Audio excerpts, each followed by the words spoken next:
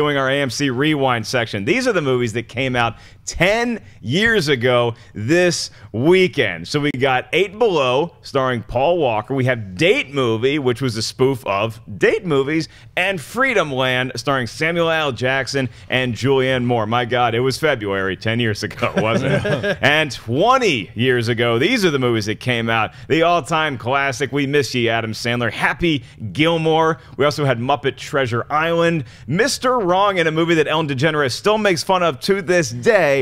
And City Hall, starring Al Pacino, John Cusack, and Bridget Fonda before they found a life in direct-to-DVD movies. Okay, so, Dennis, I'm going to throw it to you first. Which of all these movies stand out to you? Well, there's only one that I've actually seen, which is Happy Gilmore, and that just reminds me of the kind of the golden era of Adam Sandler. He did Billy Madison, Happy Gilmore, Wedding Singer, Waterboy, and then Big Daddy. That, for me, that was a nice run for him. Now he's doing Blended and Pixels, so kind of a different take on that.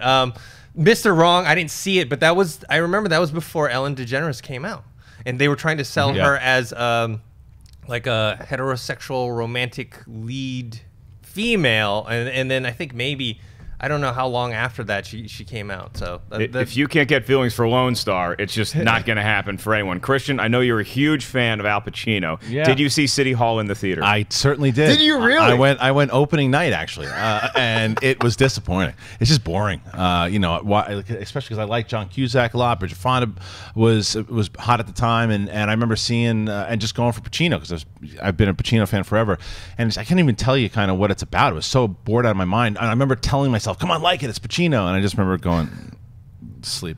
But Happy Gilmore, it's gotta be Happy Gilmore. It's the one, it was like his second movie. It was the one that everybody kind of remembers, that he had 2 back-to-back when he started becoming like this comedy superstar. And it still holds up. And Carl Weathers in that movie is amazing. Oh yeah, Chubbs. There's so much to love in Happy Gilmore. It's such a quotable movie. Grizzly Adams did in fact have a beard. And when I look at the movies that came out 10 years ago, it's just nothing stands out. Although I was surprised to see that 8 Below, which is Paul Walker and Sled Dogs, made almost $80 million. I remember at the box office. I remember it did really well. And it's like, look, if you're in a month like February where there's not a lot of good stuff coming out, you put a hot star on the rise and you put cute doggies in there, the movie's gonna make money. But like everybody at home, I know that there's some younger people watching this show. You know Adam Sandler from movies like Pixels or Click, something like that. If you haven't seen Happy Gilmore, do yourselves a favor and check out the Adam Sandler that we all fell in love with and still root for to this day, even though he's probably not coming back.